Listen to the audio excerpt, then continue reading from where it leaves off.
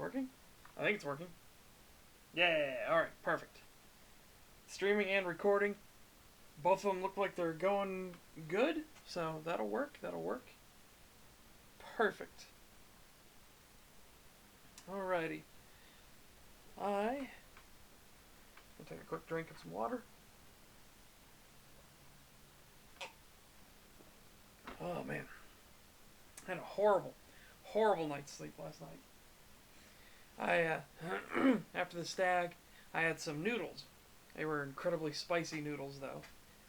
Very unfortunate decision for me because, it did not make the evening pass very well. So I didn't get much sleep at all. I have only a few hours of sleep. Hopefully, get this done and dusted.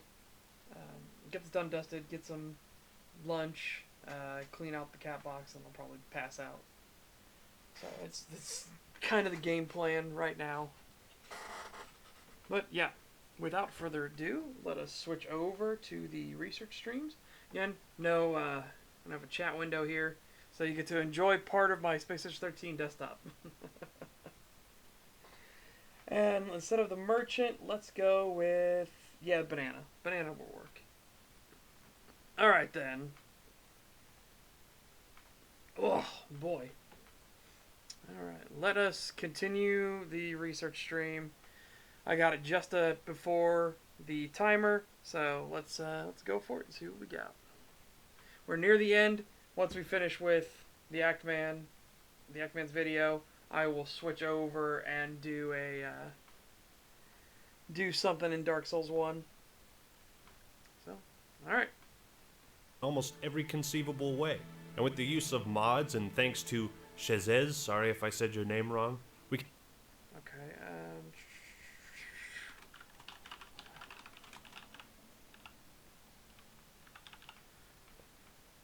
get that name correctly. Good Hole Sen's Fortress, and of course, The Abyss. From Software Guide. Appreciate. And as I keep reiterating, Dark Souls is very unorthodox in almost every conceivable way. And with the use of mods and thanks to Shazez. Shazez, okay. Shazez. Super. Alright. Sorry if I said your name wrong. We can actually see how detailed the world is beyond the normal boundaries. Out of all the episodes that I've done of Boundary Break, I've never seen so much detail to a set of buildings that were off in the distance. Most games will have very low quality. So maybe I should put a note, continues to 35. Nah, that's fine. It's fine. Because we got the whole thing, because I needed to get the fact that he put Shazez in there. Alright. Rendering on the stuff that's in the background, places you can't even access. That's to save on memory. But Miyazaki doesn't give a fuck. He wants immersion. Yeah, so we definitely misnoted this. However, we needed to get the fact that he had Shazez. You know what? Let's fix that. We can fix this whole thing here. 0, 35, 24, let's say. Put that in. Which says YouTuber for boundary breaking / exploring skybox. Okay. There we go. That'll work. That's a good fix. And damn it, and he got it. Dark Souls puts so much effort into the backgrounds just to make you feel immersed. And another thing that kind of blows my mind is Dark Souls doesn't stop the gameplay to load in a new area. Again, because there's just techniques to do that. Let's do 35.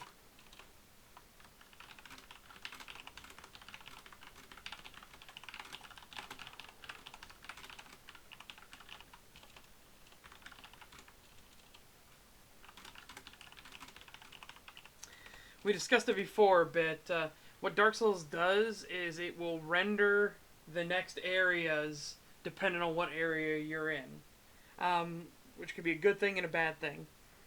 Bad thing is if you are loading all the high resolution stuff before the low resolution stuff, aka what they did in Bloodborne, which is why the Bloodborne load times were atrocious for going back to the Hunter's Dream, because they were loading the high resolution stuff first and then the low resolution stuff after as a backup, when it should have been vice versa. You load the low resolution stuff so the player can get into the area sooner and have the high resolution stuff streaming load in afterwards.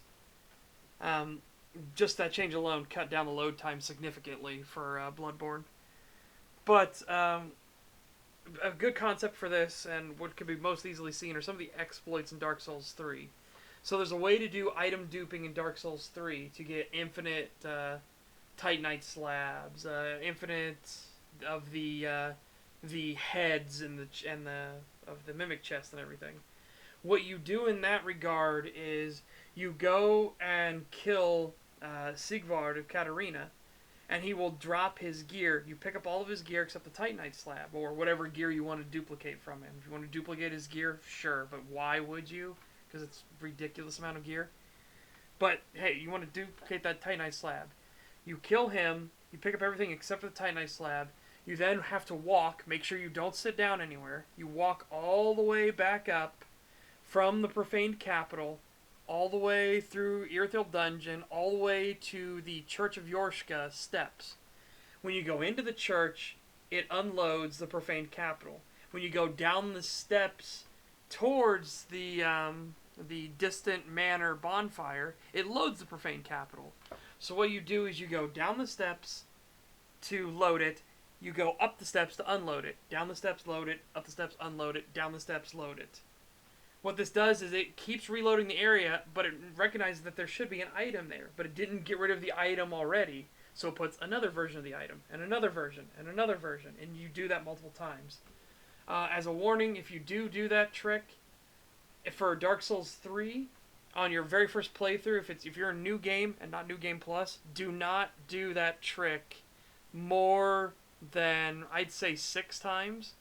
Because if you actually go above 10 Titanite slabs on your first new game cycle, your first playthrough, it'll trigger the something's wrong here and you'll get soft banned.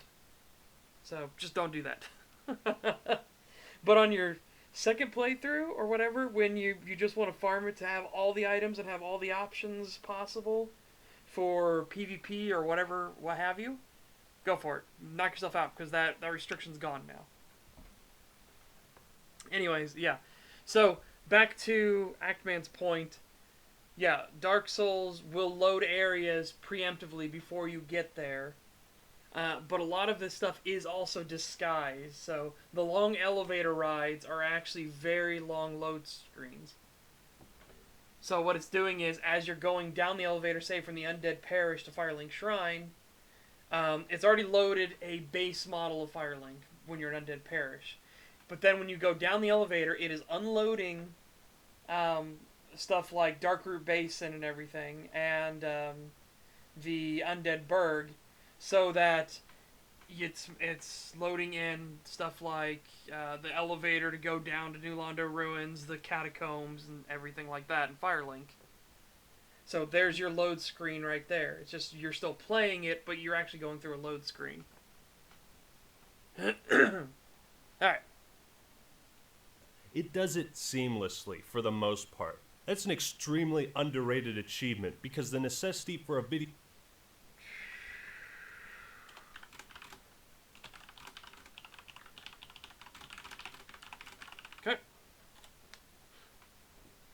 game to load something doesn't disrupt the experience like you would expect it to. What Dark Souls also offers is a sense of scale, subtle grandiosity.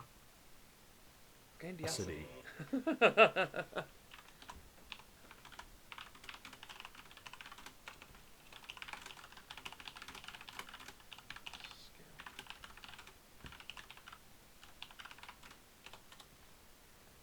don't remember if there's a U in grandiose or not. That's a good word to know. For example, when you arrive at Firelink Shrine, you can see 3 more areas that are inaccessible. So add that to the 7 other areas I mentioned. You can see Anor Londo. We can barely see. It's probably Sin's Fortress or the church. And the undead parish. It's still cool though. Yeah, they would try to do that better in Dark Souls 2 with Majula, but it actually was way worse because the distances made no fucking sense. So, before Skull of the First Sin tried to fix this problem, by the way. You could see the Forest of Fallen Giants and Hyde's Tower of Flame in the distance. The problem is, it's like Hyde's Tower of Flame looked like it was miles and miles away. Alright, give me 1 second, my throat. Anyways, Hyde's Tower of Flame looked like it was miles and miles away. When you actually run to Hyde's Tower of Flame, it feels like you've only walked a couple city blocks, and you're there. So, in Scholar of the First Sin, they just blew up the thing they used in the skybox to indicate it, and they moved it to make it look like it just moved way, way closer.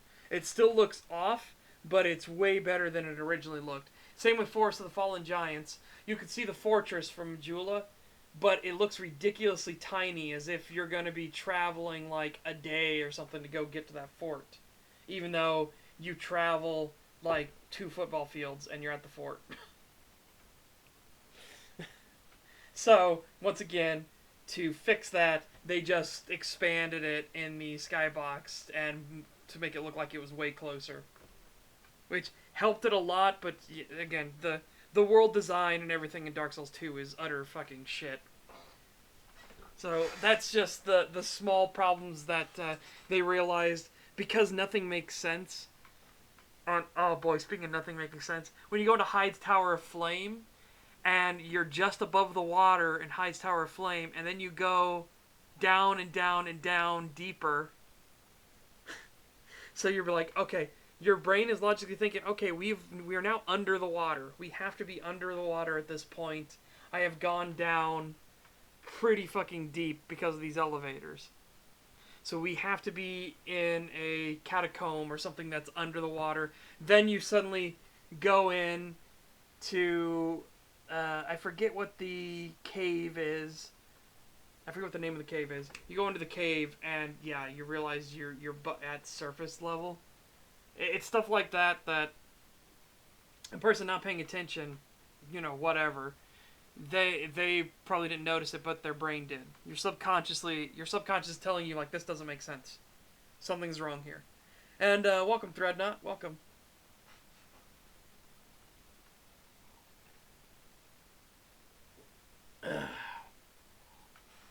Yeah. So, again, this isn't saying anything about Dark Souls 1, but this is just a point of, like, Dark Souls 1 lets you try to see multiple areas from Firelink. Only here, because they're actually physically represented properly, you get a proper sense of scale, and there's nothing that breaks the illusion of that scale. And Dark Souls 2, nothing is to scale properly. When is Cree streaming, AP? I don't know. I don't know Cree's schedule. That's Cree. You'd have to ask him. Subtle Grandiosity. 36. Let's say 4. Let's see, multiple areas from Fireland Shrine. Alright. Way the fuck up there. And what I think is the Grand Archives. Oh, you can absolutely not see the Grand Archives. And you can also see the Great Hollow. Being able 7 other areas I mentioned. You can see Anne Orlando way the fuck up. Yeah, okay, that's not Anne Orlando. As he's right, he's correcting it here. Up there. And what I think is the Grand Archive. But yeah, you definitely cannot see the Grand Archives, because the Grand Archives are deep within Anne Orlando, which has the entire wall. There's no way you'd be able to see the Grand Archives. And you can also see the Great Hollow. Again, I don't think that's the Great Hollow. I think that is just the one tree in the swamp. I'd have to double check. That's gonna be something we do once we finish Ackman's video and we're going through Dark Souls. We can double check to see what that is. Being able to look at something way the fuck off in the distance, get there, and look back at where you were is absolutely amazing. Yeah, that's a good point.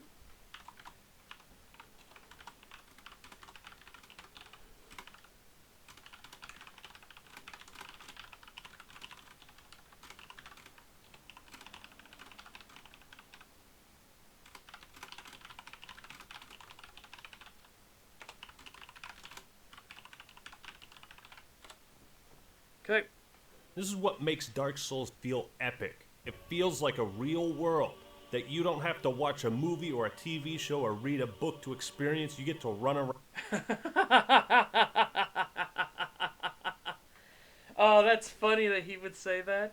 Given Eric Landon RPG, this would have been so much better as a book, a movie, or a TV series. Like that's like, oh boy.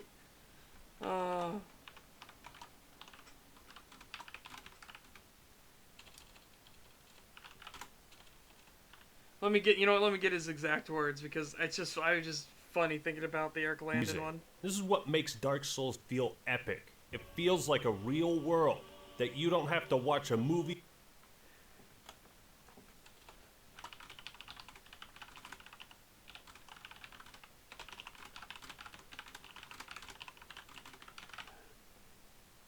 That would be 26 to be more accurate. Okay. Or a TV show or read a book to experience. You get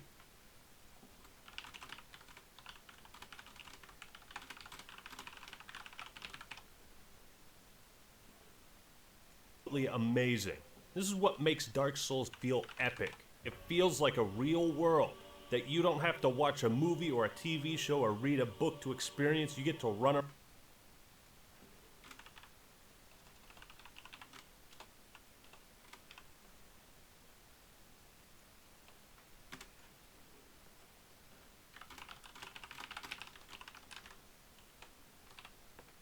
around on your own. You have control.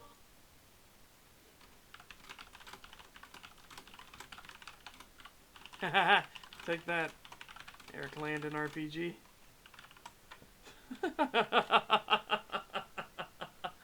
Oh, God, I didn't realize that two of these videos were gonna make the same point, but from opposite ends. One of them saying that Dark Souls would have been better as a book or a TV series or a movie, and the other saying like this is why it's so much better than a book or a TV show or a movie. Because you're in control and get to experience it yourself.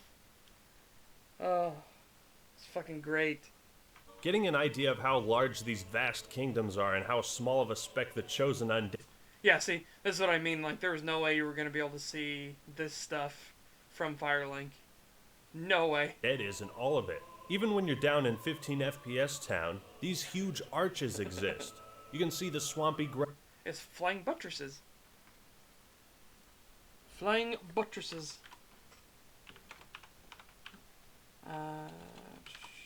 40. Even down in 15 FPS town. These huge arches.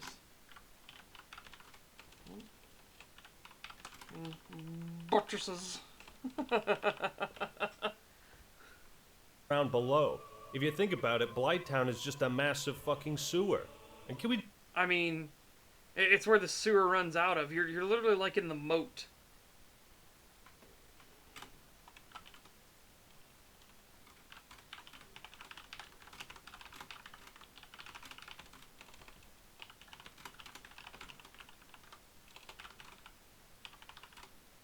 It is more like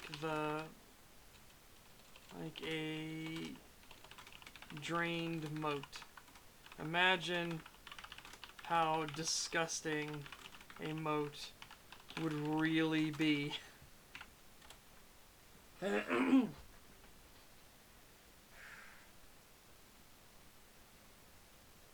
Just take a moment to appreciate the coolest area in all of video games, Ash Lake. Yeah. Bold claim. I do like Ash Lake, but a very bold claim.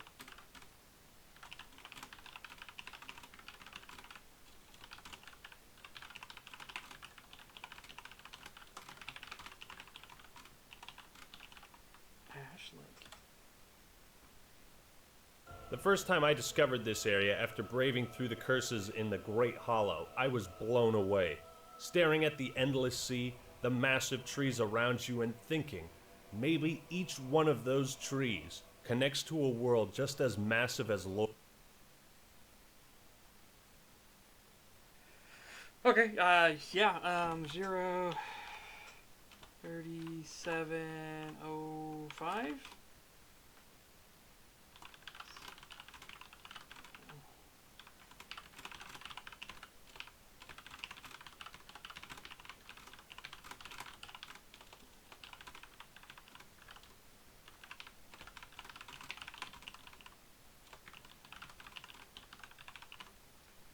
I mean, that's weird. I wouldn't have gotten that, but it does help highlight that the new world was built atop the old world, because these are the remnants of the arch trees. Lord Yeah, Dran. yeah, because there was everlasting. I was like, where was it? Arch dragons? No. It's everlasting dragons, arch trees. Good God. Whew. You might also think there's a lot of unnecessary climbing and running in Dark Souls, but no, you're wrong. Taking that long-ass stroll... No, you're wrong. Alright. Teen.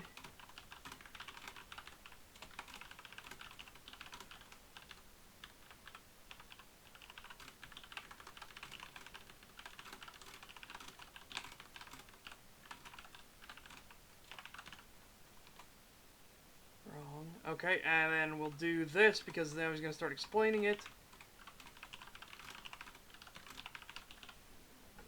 The last surviving ancient dragon is just epic. Taking that long stroll.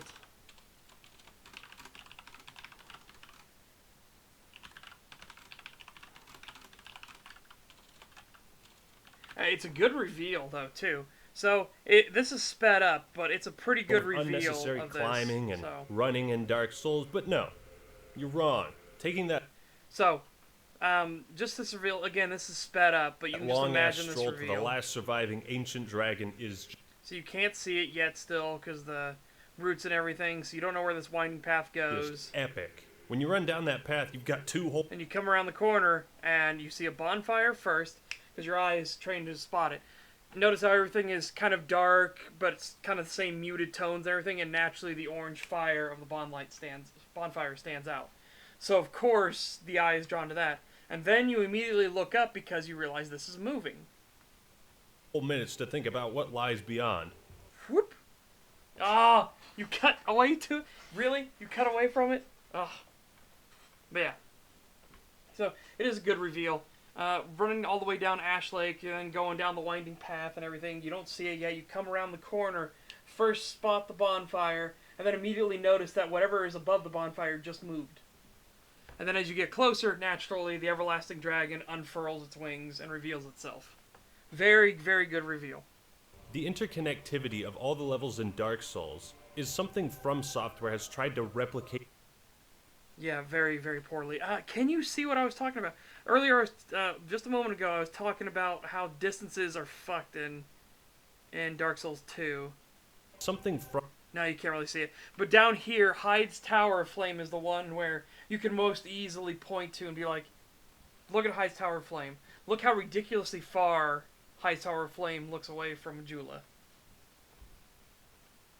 And then you point out, now I want you to imagine how far that would be in like a city or something. How many blocks away would that be? How far would that be to get there?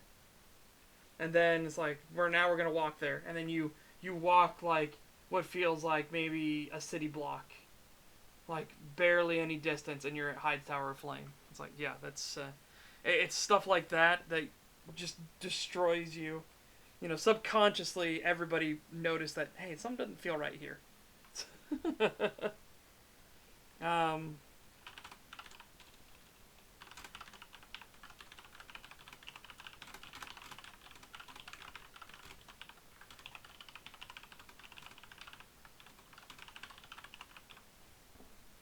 From Software has tried to replicate for years. The first time going...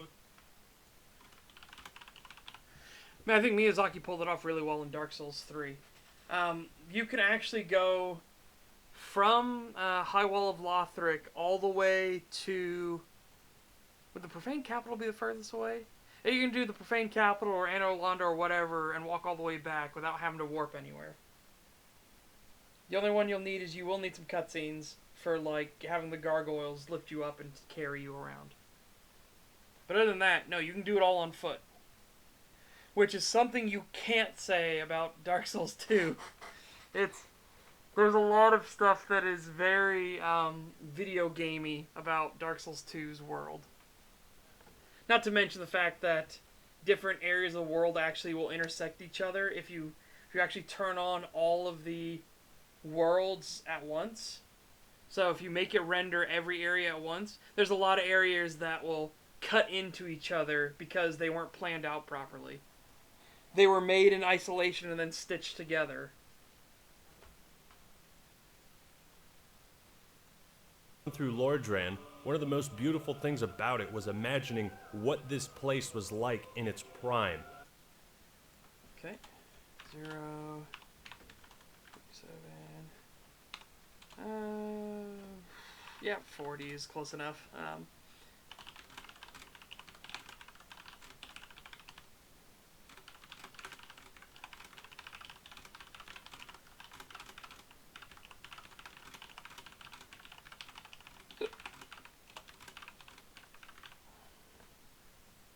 Before it was devastated, but now every Souls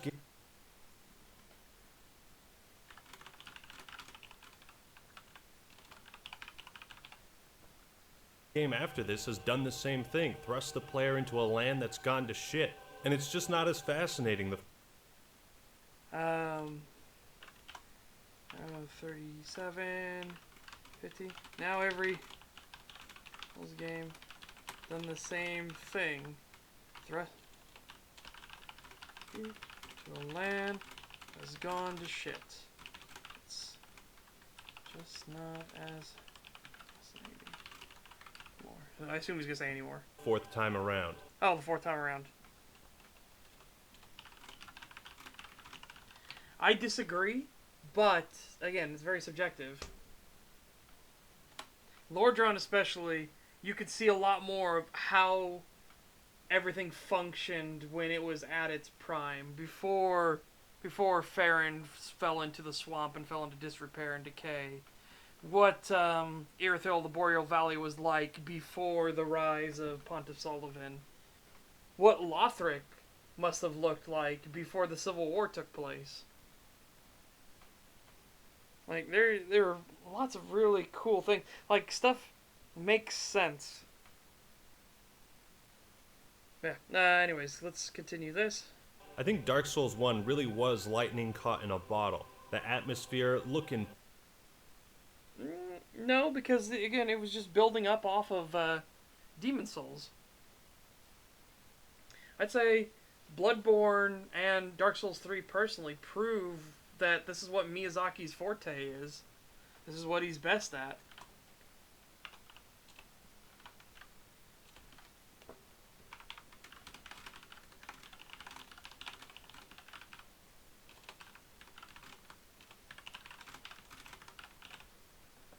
Feel these places. It's iconic, beautiful.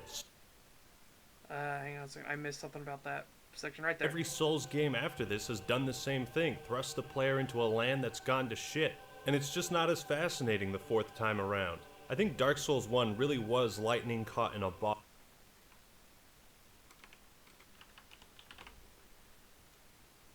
The atmosphere, look and feel these places.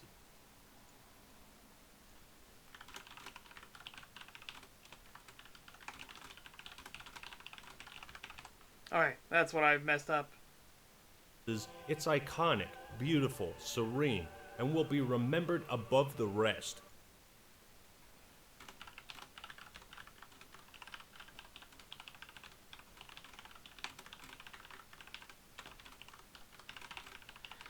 I would disagree with that. I think Bloodborne stands out to people's minds far more than Dark Souls, because we don't get much Lovecraftian like Victorian horror settings. It's not really a very common thing. Whereas a lot of people, and as even been shown in the comments or people in stream chats and everything, have noted that Dark Souls seems kind of generic fantasy, which I disagree with, but that seems to be the general prevailing thing for people who look at it for the first time. It just seems kind of generic fantasy. It's generic fantasy world. Whereas Bloodborne stands out because, ooh, Victorian horror. Ooh, Victorian Lovecraftian horror. Ooh. So, again, I personally disagree with this point. I think Bloodborne is the one that actually is more iconic in that sense. Yeah, I mean, there's not really much more to say. That's why I would say is Bloodborne is the one that stands out to people's minds when they first see it, whereas Dark Souls, a lot of people just think it's generic fantasy. Again, I don't agree it's generic fantasy, but that seems to be the prevailing opinion. When all else has turned to dark. Alright, characters and tone. That was 08, basically. 3808. Okay.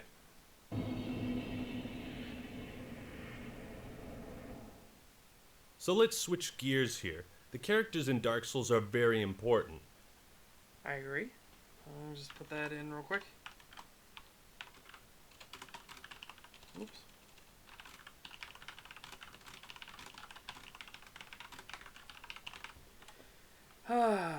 Because they're the main road through which the game delivers its narrative.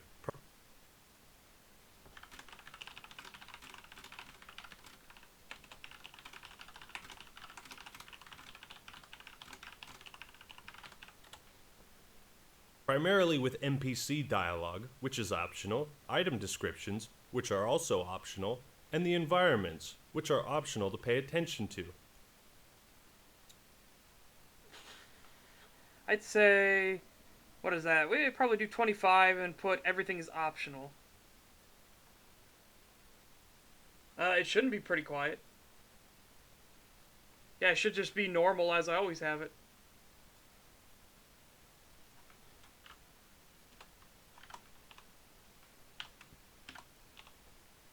I literally haven't changed anything. I haven't changed any settings on it or anything. So 24 notes how interacting with the lore and narrative is optional.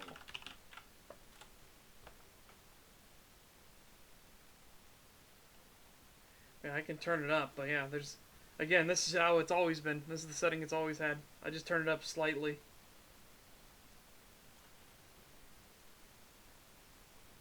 The best choice that Dark Souls gives the player is whether or not you give a shit. Most games will force cut.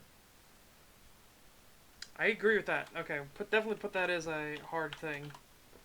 30... Let's see, 4. The best choice gives the player... allowing them... Oh, God, I just get that full thing now. Optional, and the environments, which are optional to pay attention to. The best choice that Dark Souls gives the player is whether or not you give a shit. Is allowing them, yeah, I gotta hear that, is whether or not you give a shit.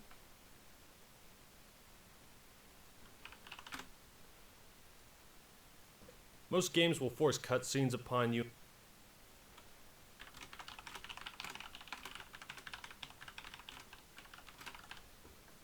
And that's all well and good, but sometimes you just don't want to be forced to give a shit. There's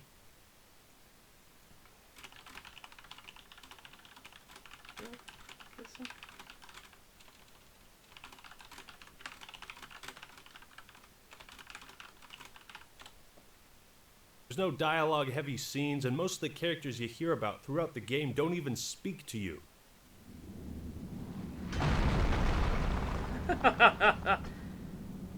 Now be gone with you. You spoil my focus. Artorias and Sif are the two prime examples of how powerful the storytelling. Ooh, yeah, it immediately jumps into Artorias and Sif. 38, 55.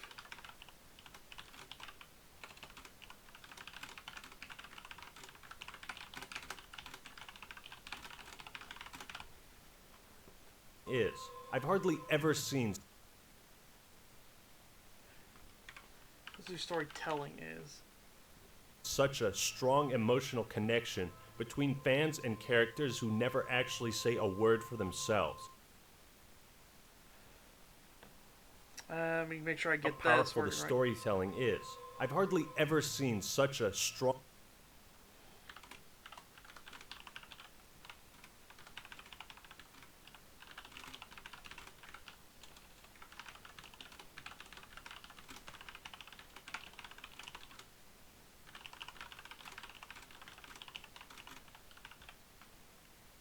emotional connection between fans and characters who never Fans, not players. Whoops. actually say a word for themselves.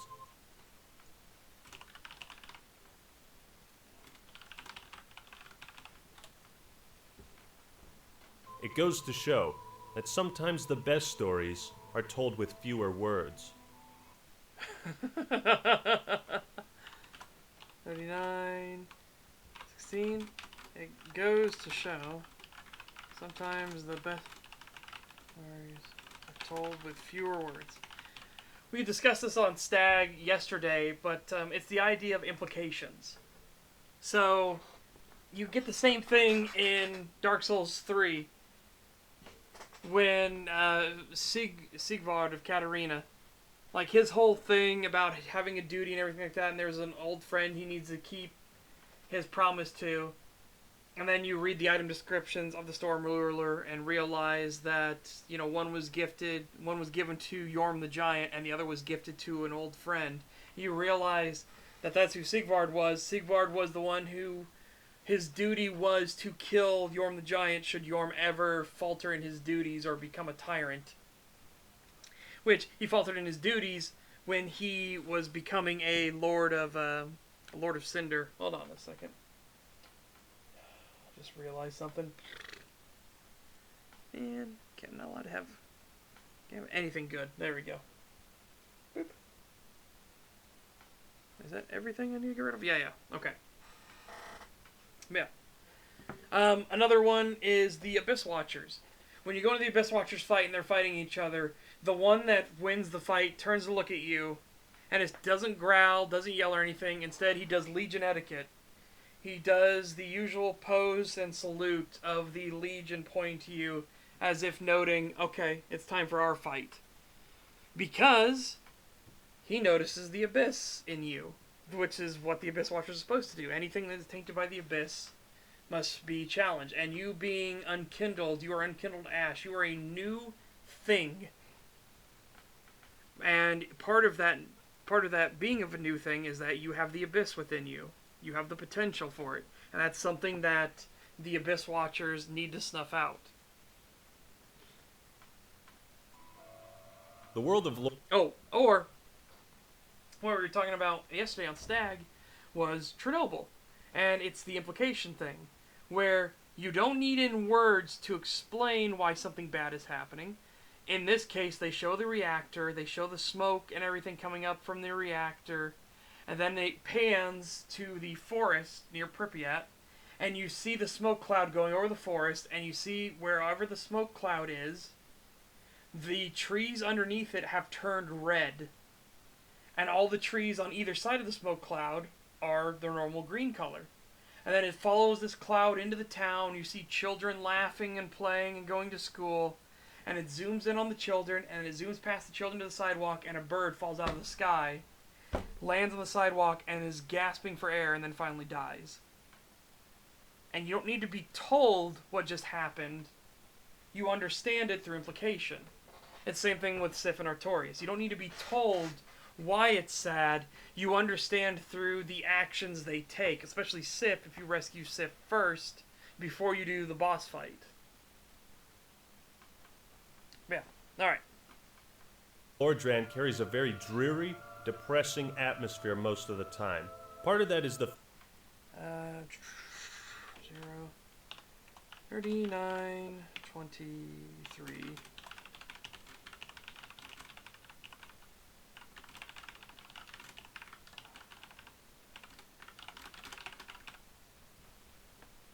Feeling of hopelessness just from the insurmountable challenge you're posed with. And the other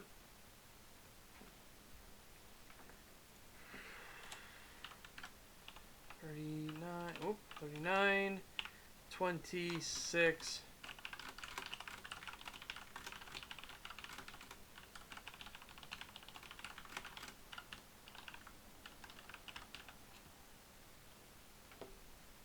God, I just realized I don't spell insurmountable that much. Insurmountable.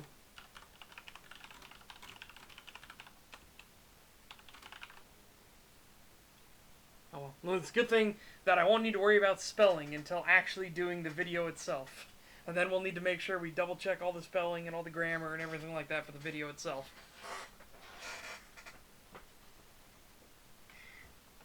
other part is how every NPC represents something about this universe.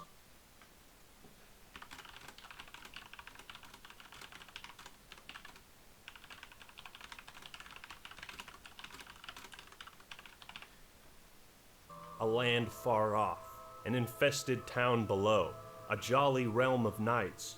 All of them have survived this long in a world plunged into chaos, and they've all been negatively affected by it.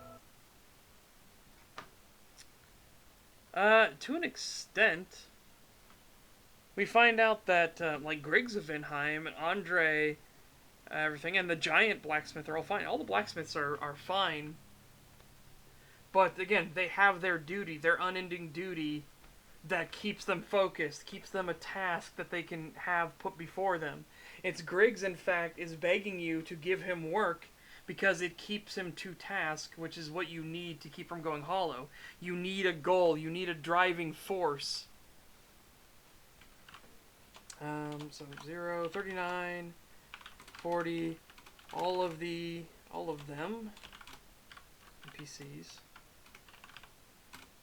have survived in this world. And, what do you say, been worse off for it? Land far off, an infested town below, a jolly realm of knights.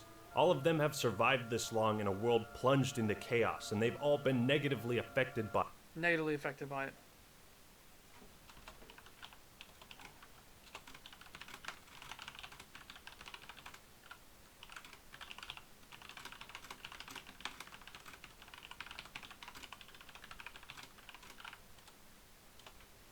So let's get rid of some of these. Perfect. Okay. it. Each one of them tries to carve out meaning, life, and sanity for themselves, and you witness that. Just like the story, many of the characters and their quest lines are far out of sight from the normal player. The 39, 51-ish, I'd say. Just like the story, many NPCs and their quest lines are far from the player. The world lives on around Firelink Shrine as you progress through the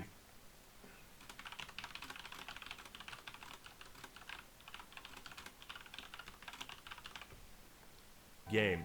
Characters move to and fro, some never return, others can be found amidst a grim fate, but they all have their own agendas. Some try to gather souls through selling merchandise, others are content to wait it out. Well, he's not content. Remember, Griggs is not content. He is afraid of what will happen. However, realizing that he has a potential customer, he could stave off the coming insanity, or aka going hollow, if you continue giving him work. That's why he begs you to come back each time. Shrine. Perfect. Let's see. Notes on NPCs coming, going, some turning hollow, others content to wait into the world. Characters have relationships with the other inhabitants of Lordran. They might hate, love, or serve one another. Have you heard of The High Elves. Trusty Patches? Have you heard of the High Elves? Oh boy.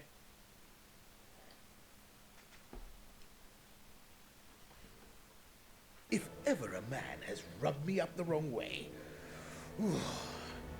Here, have you met that backwoods sheaver? Believe me on this one, my love. A man is trouble. I can see it in his eyes.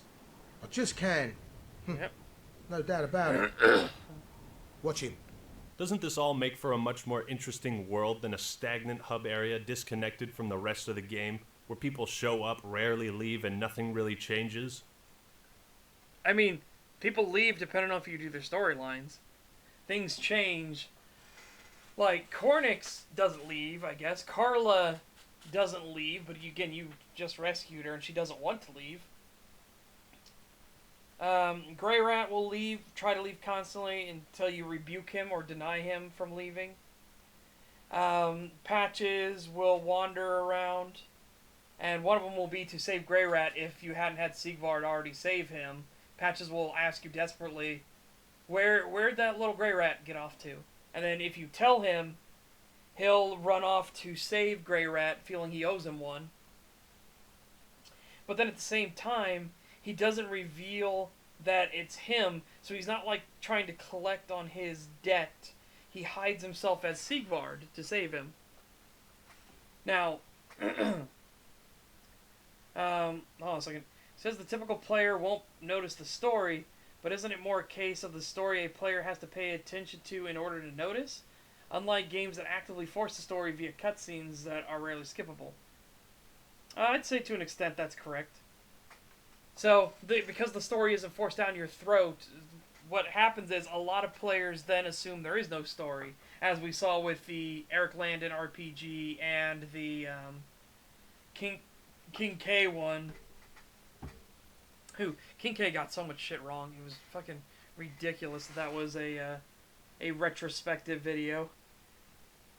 Yeah. But right now, though, I'm just thinking about Dark Souls 3. Orbrick of... Oh, fuck. His name is on the tip of my tongue. It's roughly in that area. The sorcerer will actually wander off and help you, and then once he finishes with that, he dies in the Grand Archives. So, his story doesn't end happily. Miracle Trainer will start turning into a Firekeeper and then lock herself away in the Tower of the Firekeepers, which will make her knight leave your service and everything. You have Sirius, who is the Dark Moon Blade, and she is in and out and is constantly traveling the world. You have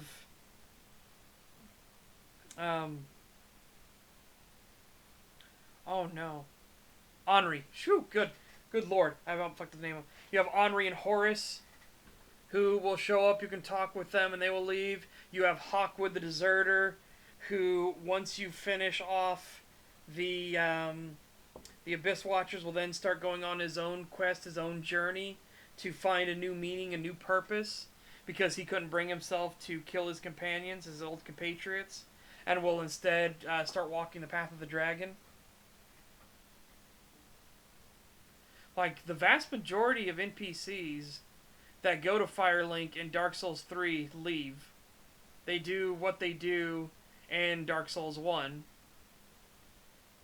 Whereas in Dark Souls 2, the vast majority of NPCs will stay there forever and never ever change and don't ever interact with each other or talk to each other or do anything.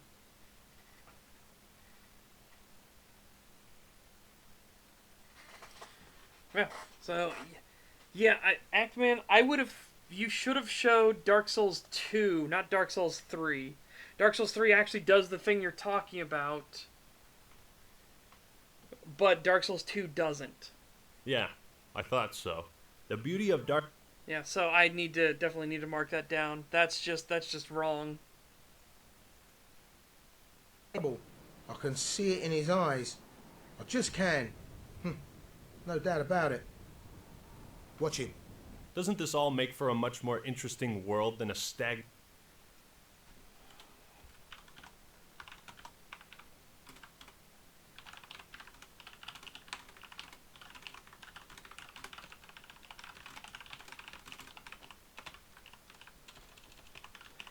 Also, you probably missed the point of Firelink Shrine in Dark Souls 3. This is a ritual that has been practiced time and time and time and time again. They've got the ritual for linking the fire down to a science at this point. It's not it's not like a challenge that needs to be overcome. It's an understood science and a way the world works. That's what Firelink Shrine is all about. That's why you can start fucking with things. That's why Londor is specifically targeting Lothric to try to disrupt this science, to try to disrupt this natural, massive air quotes, because linking the fire is not natural, but this natural process that Lothric has created. This ability to, we understand how to link the fire, we know what's needed to be done, and we have an exact process to do it. That's why you have the Firekeeper, the Handmaiden, and the Blacksmith here. They are key components in the linking of the fire. hub area disconnected from the rest of the game.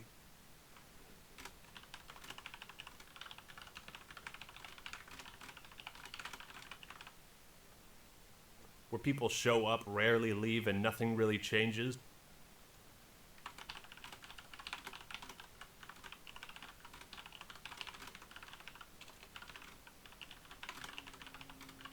Shows Dark Souls 3.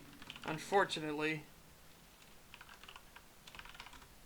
Ackman is just wrong about Dark Souls 3. Yeah, I thought so.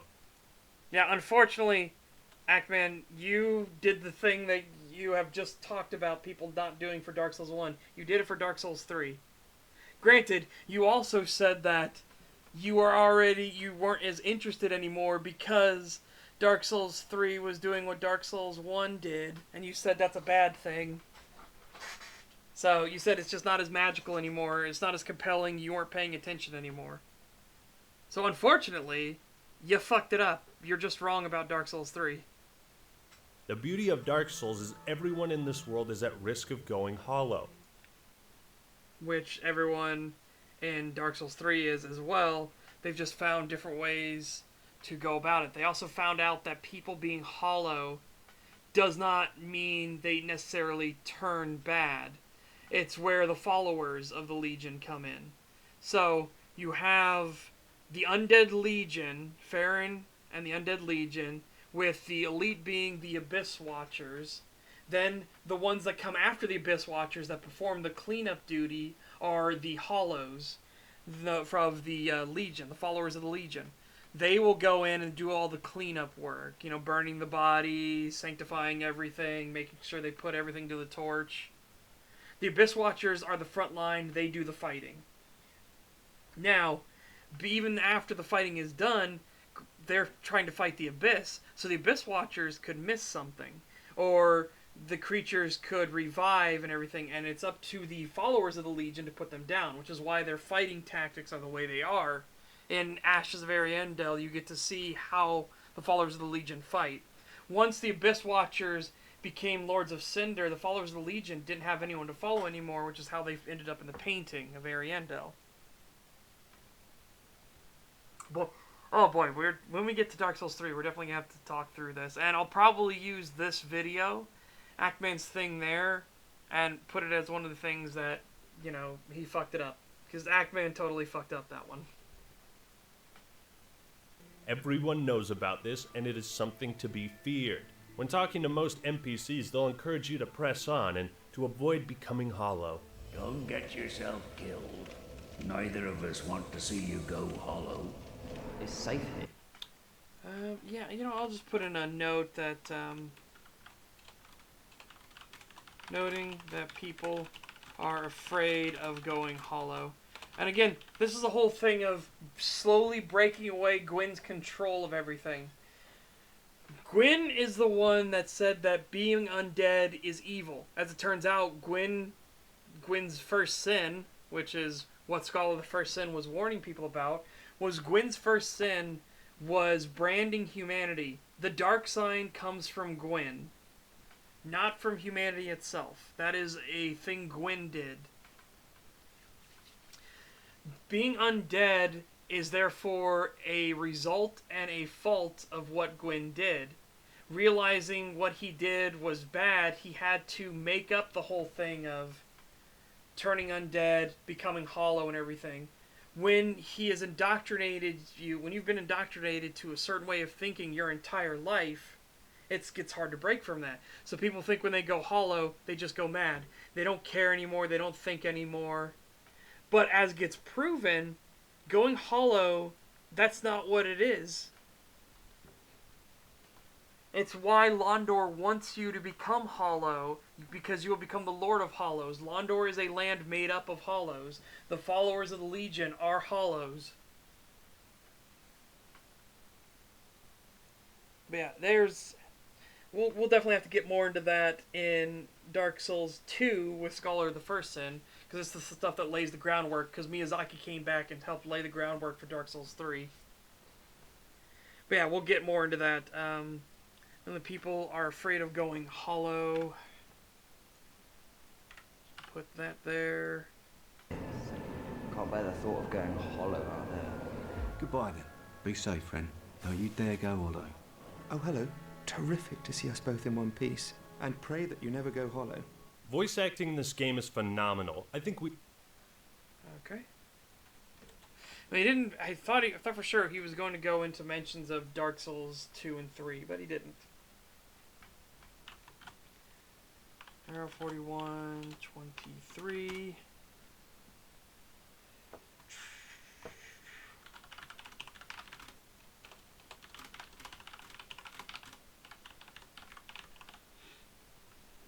We all remember the gung-ho voice of Siegmeyer of Katarina, or the luminous...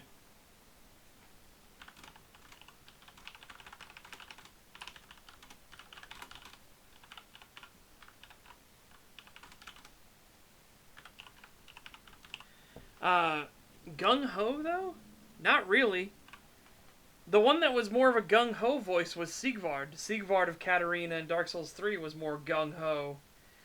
Siegmeyer, what everyone remembers him for is, I'm in quite a pickle here.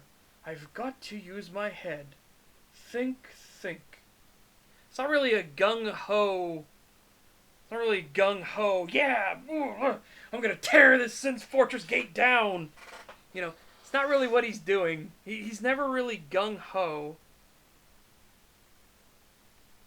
I mean, God, that's a fucking weird take. But yeah, alright. Lay it on us. What's Solaire like?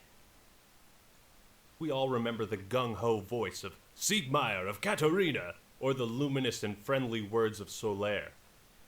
The luminous and friendly.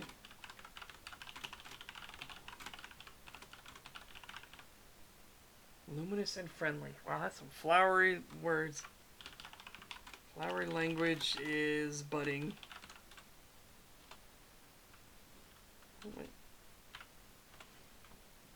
You really are fond of chatting with me, aren't you?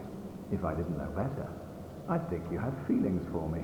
Oh no, dear me, pretend you didn't hear that. Or the deep, imposing yet compassionate conversations we had with Goth.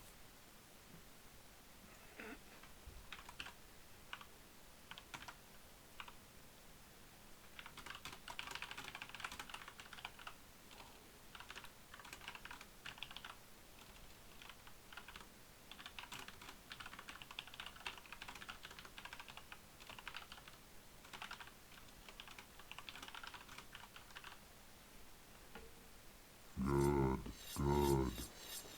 What is bravery without a dash of recklessness?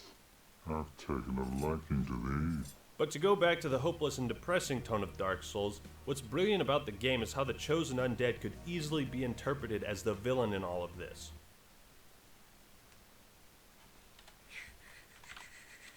0, 42, 03. Let's see. Chosen undead as the villain in all this. You kill Quelaag in order to get to the second bell, not knowing her motivations to steal humanity to heal her dying sister. I mean, that doesn't really make you a villain. You have to get the bell. Unfortunately, she's in the way. You're just happen to be an antagonist to Quelaag's story. It doesn't make you a villain.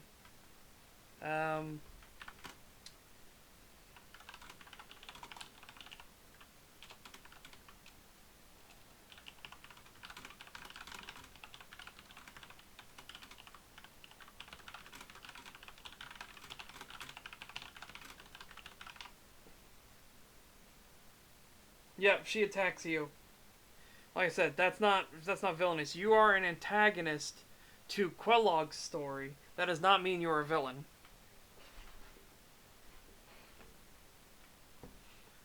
Not really. She is stealing humanity for her dying sister.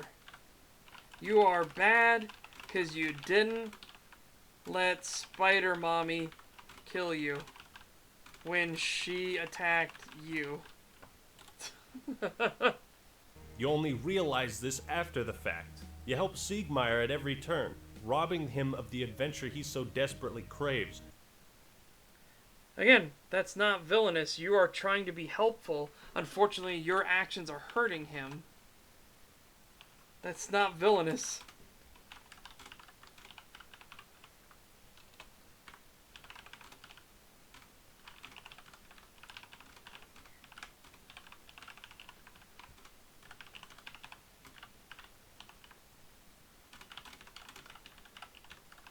You are trying to be helpful. It is just hurting him in the long run.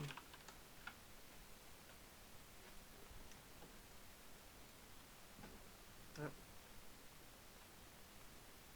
Have I spelled villain wrong? No, you're right. I have indeed been spelling villain wrong.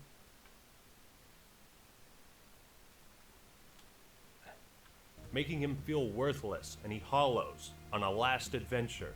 By learning all the spells from Logan and Griggs, they have nothing more to teach you, and in a desperate search for more knowledge, they lose their sanity in the Duke's... That's not why Griggs goes hollow. Griggs realizes he's misplaced Logan, and his one duty... Okay, yeah, so Griggs doesn't go hollow because you learned all of his spells. He doesn't actually care. What Griggs' mission is to keep an eye on Big Hat Logan. Because, if you notice, Griggs has the black uniform and uses the spells of the intelligence wing, let's just put it that way, of the Dragon School of Magic.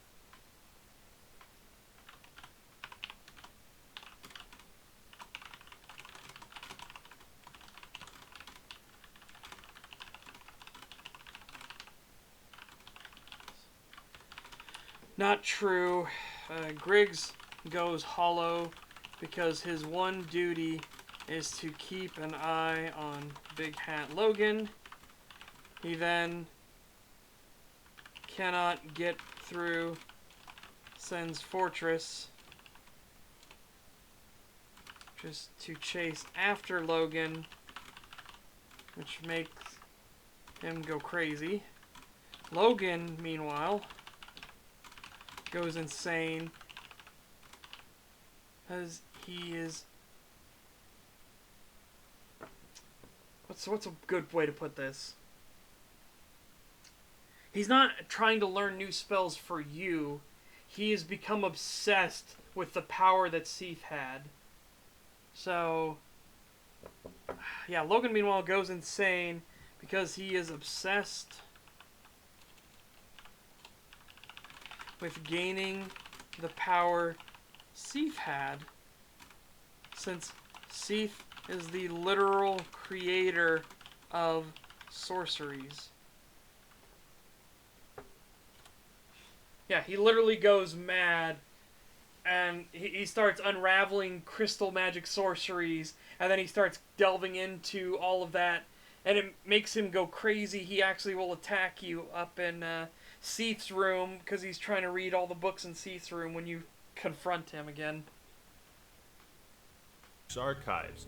If you show a chaos pyromancy to Laurentius, he's so enthralled by its power he goes to Blighttown to seek it out. But he can't see Quaylana, and his mad search for powerful pyromancy ends up making him go hollow. Again, so is that your fault? How is that villainous? He notices something that you have and he wants it. That's not on you, that's on him. Again, in this scenario, he was always searching for this. He realizes that you have the key to it, and if you tell him where it is, he will go get himself killed trying to find it. Well, I was supposed to say, he'll go down trying to find it and then go crazy.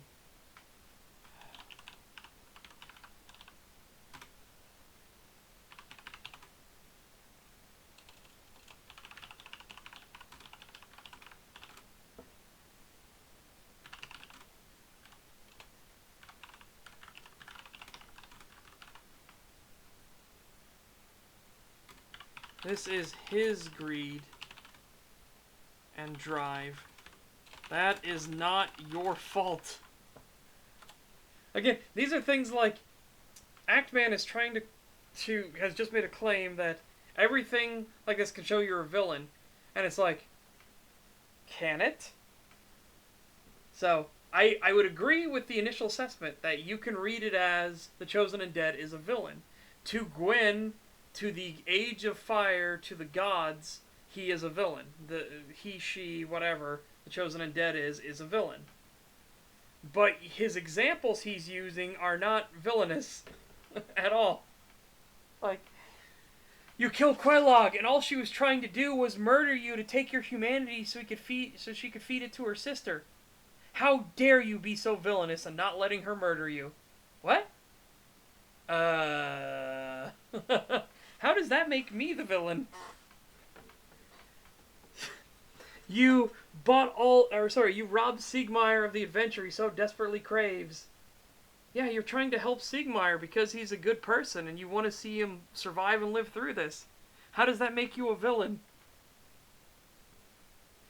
Griggs and Big Hat Logan go hollow because you learned their spells and they're so desperate to find new spells for you that they go mad.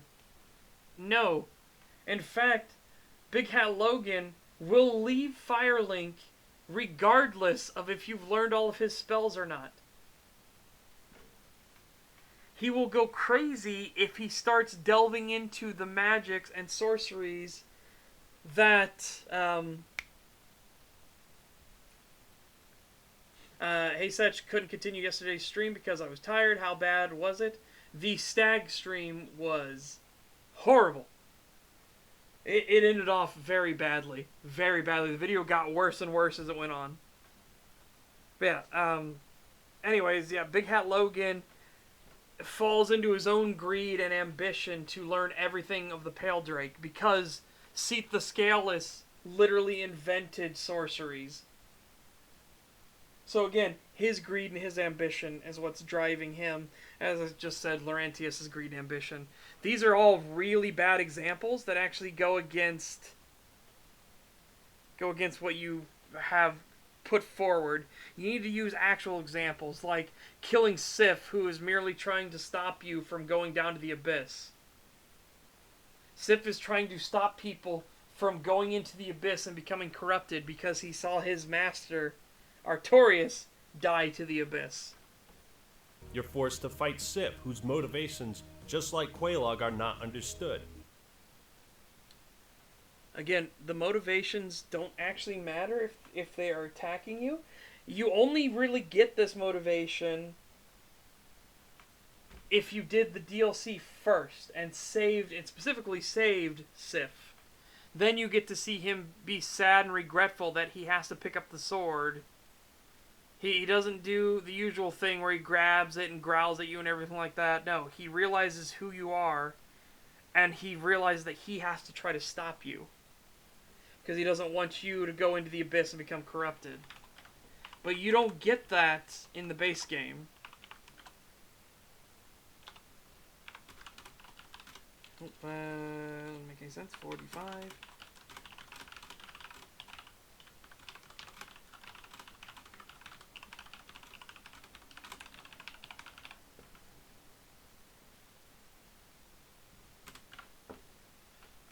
Sif attacks you.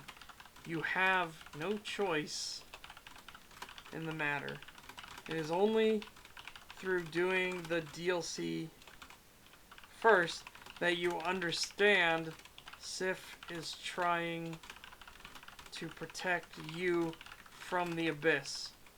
Better a death at his hands / Paul's than being corrupted and consumed like Artorias was. Again, that's not villainous. Sif wants to protect you from the abyss, and you killed him for it. The Primordial Serpents, Koth and Frampt, are such bizarre creatures. They're like these cartoony mystical snakes that appear to be manipulating the events of the game. You can't kill them. To me, they feel like all-powerful beings in a world that's losing its power. No, as it gets told, I'm pretty sure even in Dark Souls, I'm pretty positive that the serpents are known as imperfect dragons. But yeah, okay.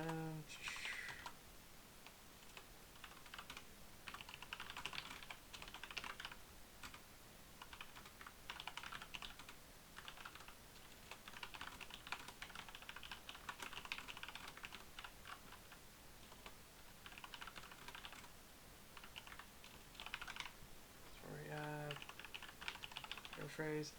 Welcome, Legionary Hunter. Welcome. Unfortunately, the Actman video, it was doing great, and then he just like went off into crazy land right at the end. Right at the end, it was fine. It was fine for like 80% of the video, and then we're just in fucking crazy land now. We've got shit takes, we've got bad takes, and we've got bad evidence now. So we're getting into crazy land now. Which makes them all the more cool. One of my favorite characters...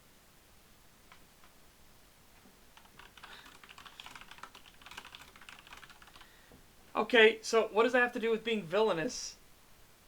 You were on this whole track about how you could be argued as being the villain. What is this? What does this have to do with being villainous? You haven't proven that we are a villain. Okay. Yeah, good God, this video went downhill real fast. Is the Crestfallen Warrior. When you first arrive at Firelink, he taunts you, tells you the prophecy is hopeless.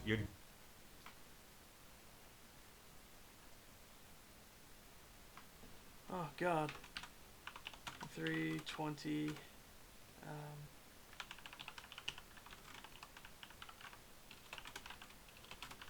Hopeless. Hopeless. When you first arrive at Firelink, he taunts you. Doomed to die. The Crestfallen Warrior's only goal was to sit at the shrine and berate all the undead who show up. Heroes come and go.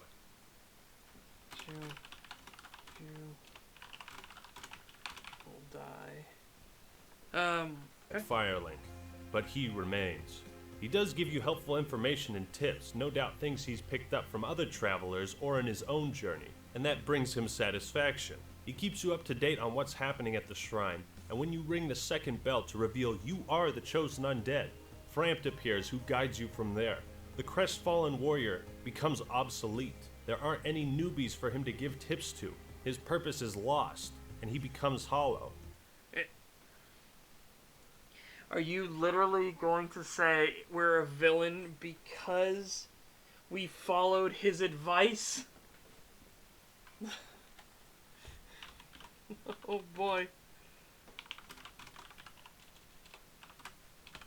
Because you listen to the Crestfallen Warrior and ring both bells, proving you are the chosen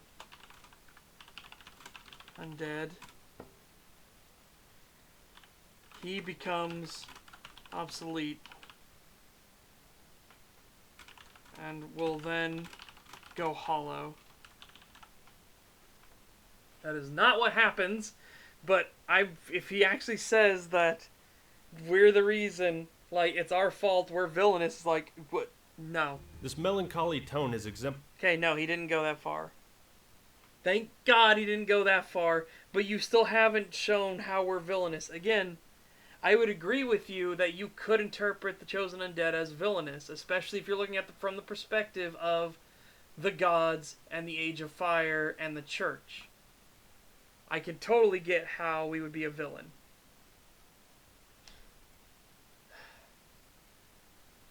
But no, your evidence that you provided actually isn't villainous at all through any of this. exemplified perfectly in Solaire, a fan favorite character. Hang on, I gotta hear the whole thing. Newbies for him to give tips to. His purpose is lost, and he becomes hollow. This melancholy tone.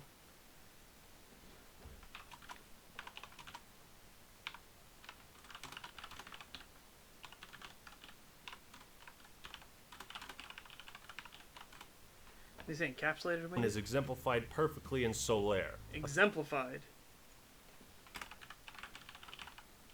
Oh.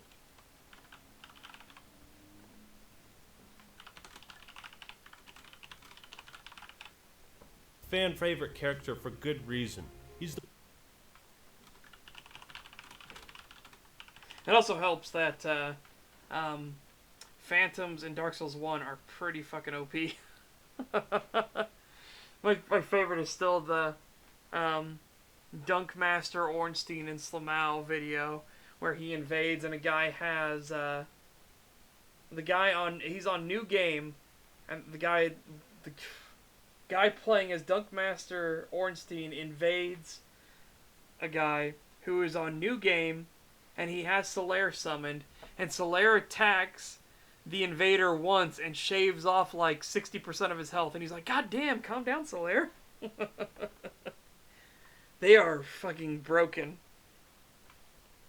It's Dark Souls 1 that they try to compensate for in Bloodborne, which is why the NPCs in Bloodborne are bloody useless for boss fights.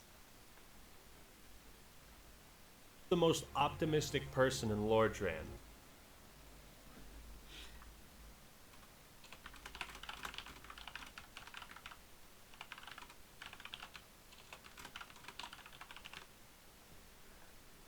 And by helping him find his son, he loses his sanity, and you're forced to kill him.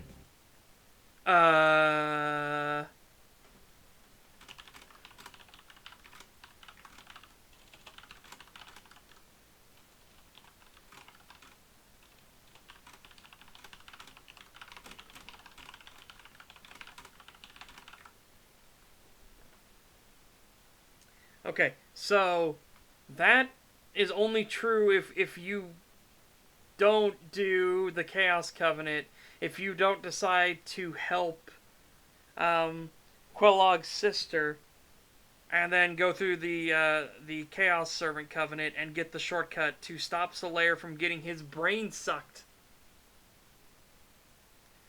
Solaire has a happy ending if you actually do the Chaos Covenant and you kill the maggot that's going to try to suck his brains out. Then Solaire will help you fight and stop Gwyn, and he will choose, as from words of Miyazaki himself, he will link the fire in his world.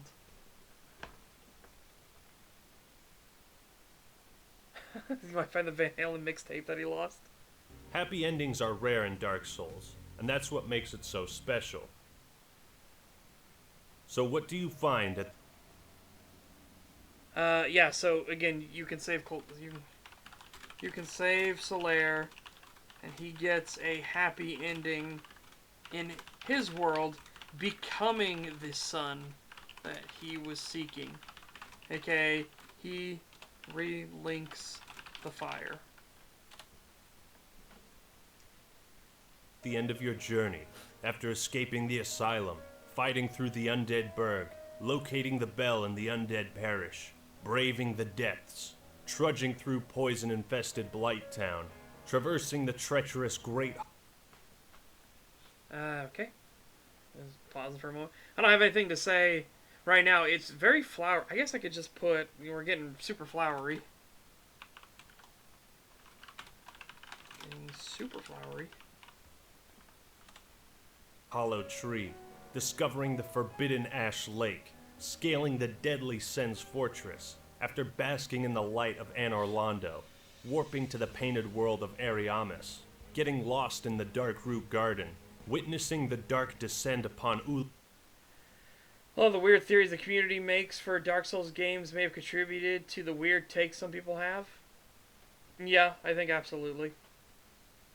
But also that they're not paying attention very well. I already said Hackman didn't understand Dark Souls 3 at all, and he didn't pay attention to the Firelink Shrine in Dark Souls 3. And he didn't do the character stories in Dark Souls 3. Otherwise he would have known he was fucking wrong. Seal, sneaking through the New Londo ruins, passing the... Yeah, my god, talk about super fucking flowery. Sneaking through the New Londo ruins, because there's a sneak option in Dark Souls, right? Sneaking through the room. Actman, what the fuck happened? Your video was fine, and then you just, like, fell off a cliff. Oh, good god. It really does seem like after where we stopped last time, we've just fallen off a cliff and we've gone into full crazy fucking weirdo land. Tainted knowledge of the Duke's archives, trekking through the lava-stricken demon ruins, marching into Lost Izalith, after advancing beyond the catacombs, staving off the dark in the Tomb of the Giants, and arriving at the Kiln of the First Flame. After defeating the mightiest creatures in Lordran, what do you find beyond the door you worked so hard to get to? Okay, so we'll just jump to here.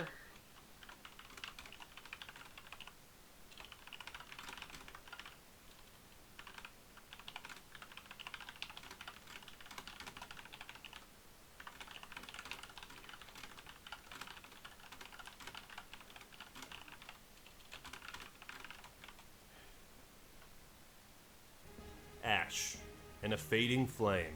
You enter the Kiln. You already knew the flame was fading. The flame was fading. The fade was flaming. What the fuck? You already knew that the flame was fading. That was your entire point. It's the entire kickoff for the story. Okay. God. No, I said the fade was flaming. And I was like, no, that's wrong.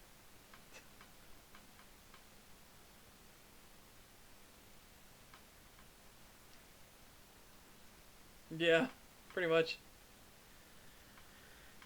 Oh, God. Like I said, the whole thing was super fucking flowery.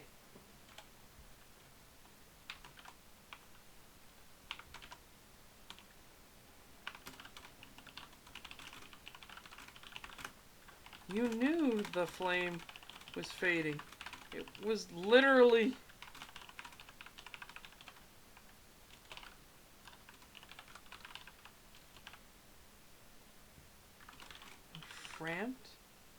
Frant/Kenneth will reinforce this knowledge. Oh my goodness sakes, man. God, this video started off so good and then it went to shit town real fast at the end.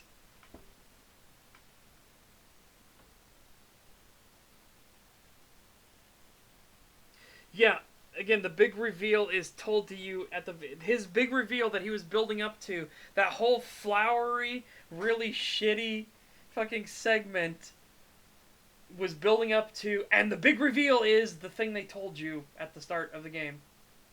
And they repeated throughout the game. It's like, what the fuck? And find not a man, nor a god, but a hollow, a once mighty lord. Okay. This was powerful, though. Coming through and find not a man, nor a god, but a hollow. A once mighty... back off a bit. I don't want to do that because that might be too far so back. hard to get to. Oh, I should have just done that. Ash, and a fading flame. You enter the kiln and find not a man, nor a god, but a hollow, a once mighty lord whose time has finally run out.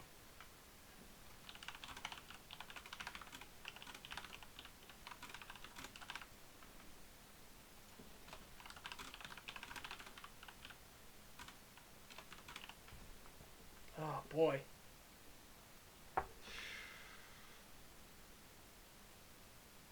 Yeah. Okay, yeah, Jesus Christ, Ackman. Holy fuck, dude. Your video was so good at the start, and then you just went into fucking crazy land, and then flowery, pretentious nonsense throughout.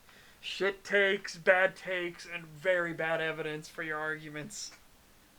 Holy crap, man, you were doing so good, and then it's like, it just fell off a cliff. A lord with nothing left but to defend the flame he cherished so much. Okay, do you know why he's defending the flame? It isn't just the fact that he's hollow. His entire point and purpose, he is desperate for the flame to continue. He is obsessed with the Age of Fire continuing. That's why he's there. That's why he is there. It isn't just the fact that his only thing is just he cherishes the flame. No, he is desperate to keep the flame going, and he is afraid that this being that is entering his chamber will extinguish the last light of the fire. Ugh. So it's come to this. A duel for the ages.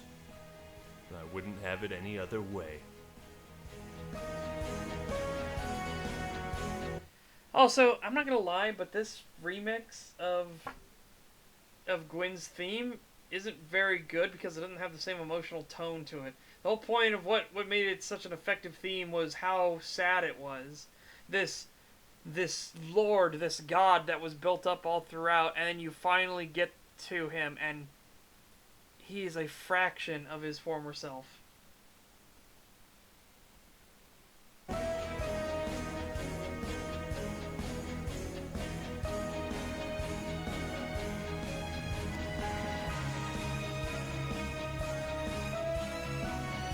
I mean, this song is just too... It's too big band. It seems too much like... This remix is trying too hard. So, okay, in comparison, for anyone that doesn't know Gwyn's theme, again, could happen, you never know.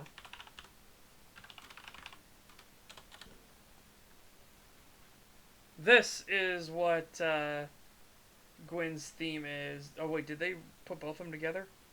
Okay, no, I don't think so, but here you go.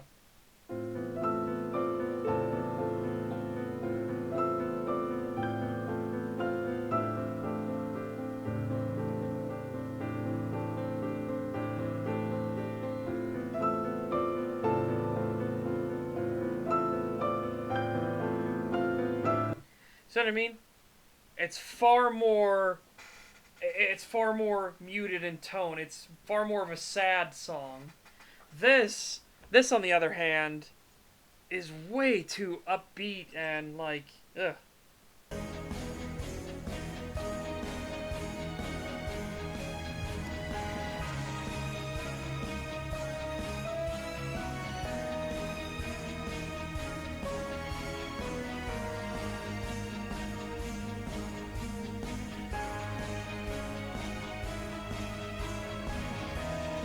Yeah, it's just way too upbeat.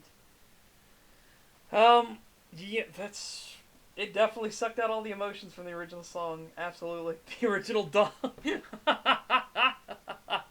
It sucked all the emotion from the original dong. Ah, yes, Gwyn, the original dong. Oh, God, what a fucking perfect typo. God damn. Oh, shit. But yeah. Very poor choice of music, honestly, for this. Very, very poor choice of music. Should have just let the game's actual soundtrack play out. Would have been way better.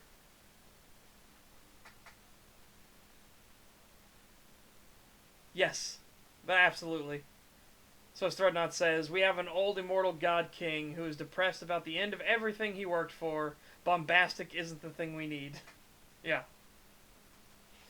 Oh, dude, what a fucking... Man, this video turned to shit real fast. It was doing so good. He was doing so good, and then it just went to fucking insane land.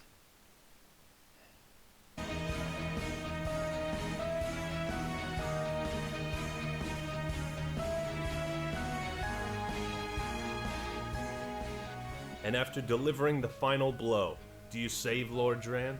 Do you deliver it to the dark? Do you find any answers? Probably not. But you feel some... Probably...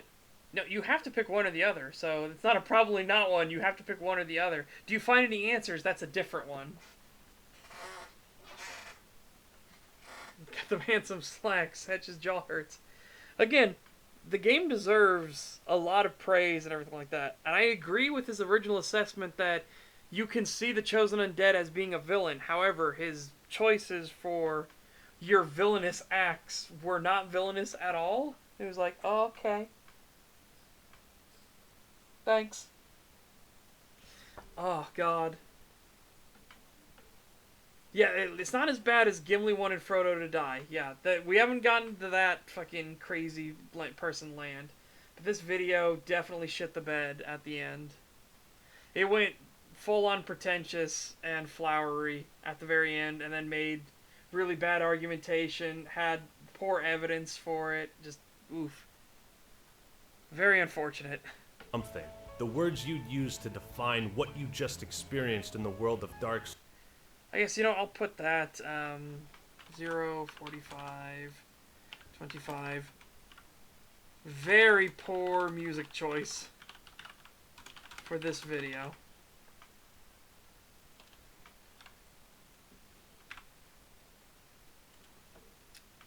And let's back up to exactly where he says the thing. Do you find any answers? Probably not. 46. And after delivering the final blow, 15. do you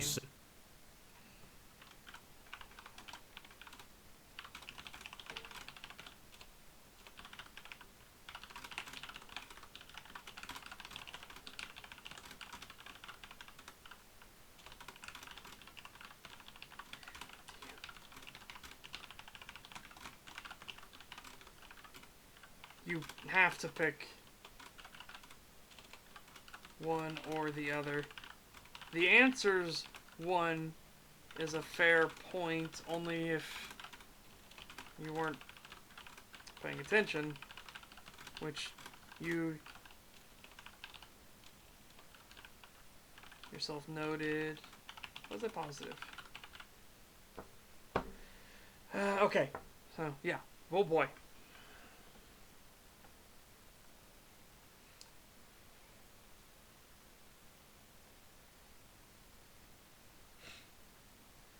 Dude, no, that was the insane, crazy person logic. EFAP covered a guy with the two towers, and Gimli wanted Frodo to die, was one of the things that he said, and his evidence for it was fucking literal crazy person logic. save Lord Dran? Do you deliver it to the dark? Do you find any answers? Probably not. But you feel something. The words you'd use to define what you just experienced in the world of Dark Souls are on the tip of your tongue. You can't say... Yeah, this is totally fucking pretentious right here. Just absolute pretentious overload. Full on pretentious overload. Because trust me, we even have a recent example of this. Murakhan had a friend who played Dark Souls, and he didn't like it. He beat the game and everything like that. He came away with it. He said he felt numb, uninspired, bored, just annoyed. He just didn't want to. He didn't want to do it anymore. And so Rurikhan was curious. He wanted to know why. So they had a podcast, and he just asked questions like, "I'm not going to judge you one way or the other. I find it interesting that you had this takeaway. Let's discuss where this came from, where your feelings were, and everything like that." And the guy just wasn't getting the pleasurable high from overcoming a challenge or everything like that. Not that he never experienced that. He did experience that, but as Rurikhan posited forward as a potential reason for that was because his friend was specifically doing it on streams. He was forcing himself to get through the game. He wasn't allowing himself to take breaks or to pause, to sit back and just think, to try to adapt and change. He was trying to brute force his way through the game because he felt like that if he didn't continue, if he didn't keep going at it, he wouldn't make an entertaining video. Like his chat, the people wouldn't watch him, and stuff like that. It's the same experience that Kratos is going through. Kratos is having that same thing where he doesn't feel like he doesn't want to stream Dark Souls at the moment. He wants to practice offline because he feels like it'll be boring and people aren't going to watch that and everything like that. It's the same thing, which is why we specifically told him, no, take a break, stop, think about it. Trust me, the community is there to watch. If you feel like that you need to practice offline before you come back to it, then do that. If that's what you feel like you need, do what you feel like you need. Don't worry about the entertainment value of it or forcing yourself to get through it. Don't worry about that.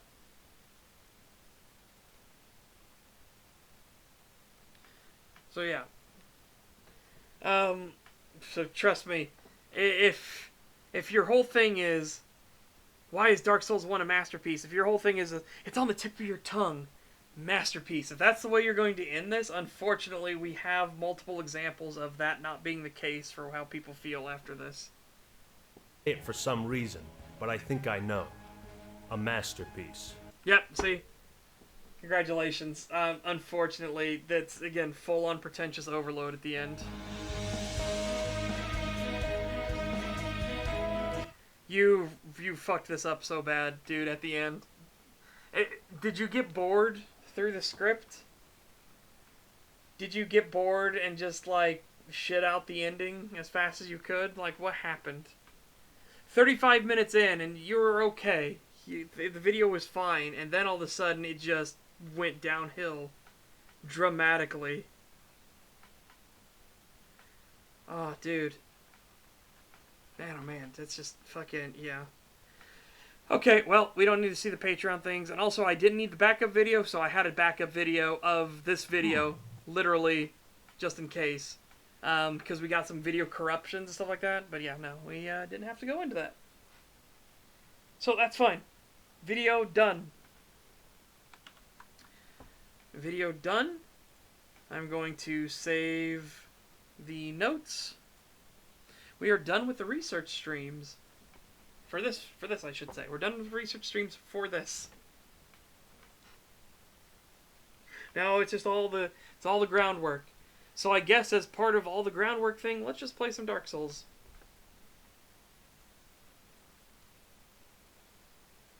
Let us just play some Dark Souls.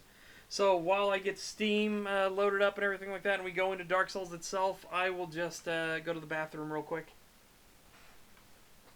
So be right back, chat.